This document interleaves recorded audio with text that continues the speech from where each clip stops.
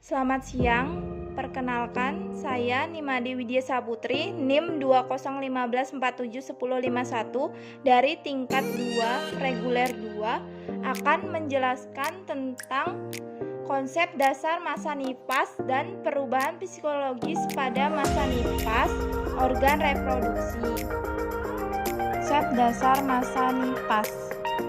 Masa nipas adalah masa dimulai setelah kelahiran plasenta dan berakhir ketika alat-alat kandungan kembali seperti keadaan sebelum hamil. Masa nipas dimulai sejak 2 jam setelah seperti lahirnya plasenta sampai dengan 6 minggu atau 42 hari setelah itu.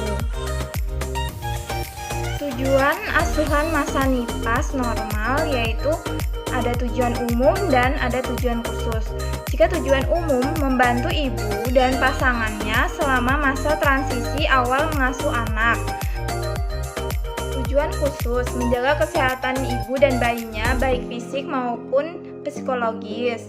Melaksanakan screening secara komprehensif, deteksi dini, mengobati dan merujuk bila terjadi komplikasi pada ibu maupun bayi, memberikan pendidikan kesehatan tentang perawatan kesehatan diri, nutrisi, KB, cara dan manfaat menyusui, pemberian imunisasi serta perawatan bayi sehari-hari. Perubahan fisiologis sistem reproduksi. Involusi adalah perubahan alat-alat genital, baik internal maupun eksternal kembali seperti semula seperti sebelum hamil. Bidan dapat membantu ibu untuk mengatasi dan memahami perubahan seperti involusi uterus, involusi tempat plasenta, perubahan ligamen, perubahan serviks, lucia, perubahan vulva, vagina, dan perineum. Involusi uterus. Involusi uterus atau pengerutan uterus merupakan suatu proses di mana uterus kembali ke kondisi sebelum hamil dengan berat sekitar 60 gram. Proses ini dimulai pada akhir kala 3 akibat kontraksi otot-otot polos uterus. Proses involusi uterus. Yang pertama, iskemia myometrium disebabkan oleh kontraksi dan retraksi yang terus-menerus dari uterus setelah pengeluaran plasenta sehingga membuat uterus menjadi relatif anemi dan menyebabkan serat otot atrofi. Kedua, atrofi jaringan terjadi sebagai reaksi penghentian hormon estrogen saat pelepasan plasenta. Ketiga, autolysis, proses penghancuran diri sendiri yang terjadi di dalam otot uterus. Enzim protelitik akan memendekkan jaringan otot yang telah mengendur hingga panjangnya 10 kali panjang sebelum hamil dan lebarnya 5 kali sebelum hamil yang terjadi selama kehamilan. Hal ini disebabkan karena penurunan hormon estrogen dan progesteron. Keempat, efek oksitosin. Oksitosin menyebabkan terjadinya kontraksi dan retraksi otot uterus sehingga akan menekan pembuluh darah yang mengakibatkan berkurangnya suplai darah ke uterus. Proses ini membuat untuk mengurangi situs atau tempat implantasi plasenta serta mengurangi pendarahan. Perubahan normal pada uterus ada involusi uteri, tinggi fundus uteri, berat uterus, diameter uterus. Ini adalah gambar perubahan tinggi fundus uteri. Kedua yaitu involusi tempat plasenta. Uterus pada bekas implantasi plasenta merupakan luka yang kasar dan menonjol ke dalam kapung uterus. Segera setelah plasenta lahir, dengan cepat luka mengecil. Pada akhir minggu kedua hanya sebesar 3-4 cm dan pada akhir nipas 1-2 cm.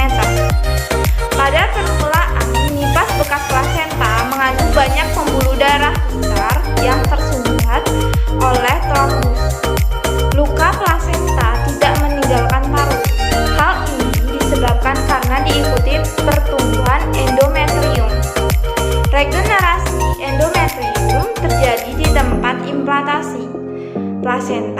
selama sekitar 3 minggu. Pertumbuhan kelenjar endometrium ini berlangsung di dalam DC2 balassis. Pertumbuhan kelenjar ini mengikis pembuluh darah yang membeku pada tempat implantasi plasenta hingga terkelupas dan tak dipakai lagi pada pembuangan lochia. Ketiga yaitu perubahan ligamen. Setelah bayi lahir, ligamen dan diafragma pelvis fasia yang meregang waktu hamil dan saat melahirkan kembali seperti sedia kala. Perubahan ligamen yang dapat terjadi pasca melahirkan antara lain yaitu ligamen metrium retundum menjadi kendor yang mengakibatkan letak uterus menjadi retropleksi ligamen. Fasia atau jaringan ikat berbentuk lembaran yang menyeliputi otot. Yang ketiga, jaringan menunjang alat genitalia menjadi agak kendor. Yang keempat yaitu perubahan pada serviks. Setelah melahirkan, serviks menjadi lembek, kendor, terkulai dan berbentuk seperti corong. Hal ini disebabkan korpus uteris berkontraksi, sedangkan serviks tidak berkontraksi, sehingga pembatasan antara korpus dan serviks uteri berbentuk cincin. Warna serviks merah kehitam-hitaman karena penuh pembuluh darah. Segera setelah bayi dilahirkan, tangan pemeriksa masih dapat dimasukkan 2-3 jari dan setelah 1 minggu hanya 1 jari saja yang dapat masuk.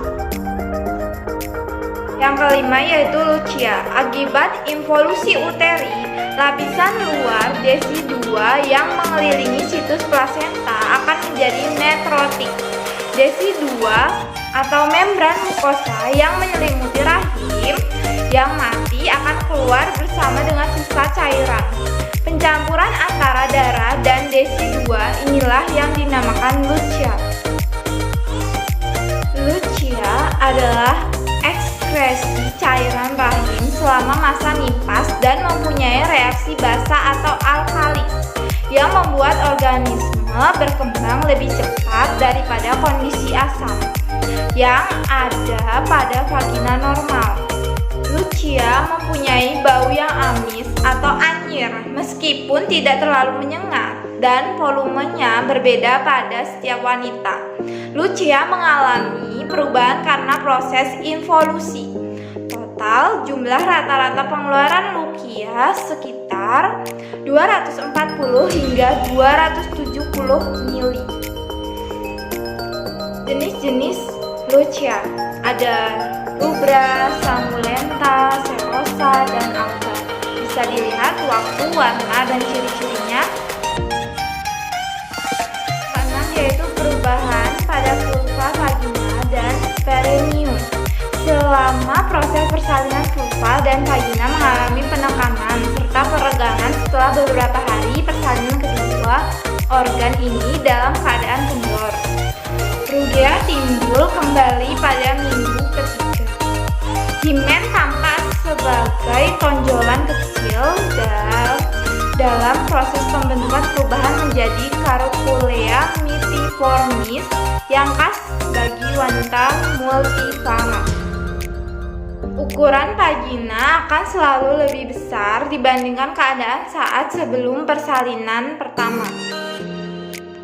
Perubahan pada perineum pasca melahirkan terjadi pada saat perineum mengalami robekan. Robekan jalan lahir dapat terjadi secara spontan ataupun dilakukan episiotomi dengan indikasi tertentu. Latihan otot perineum dapat mengembalikan tonus tersebut dan dapat mengencangkan vagina hingga tingkat tertentu. Hal ini dapat dilakukan pada akhir perineum dengan latihan harian. Itulah penjelasan dari saya. Kurang lebihnya saya mohon maaf. Saya akhiri, selamat siang.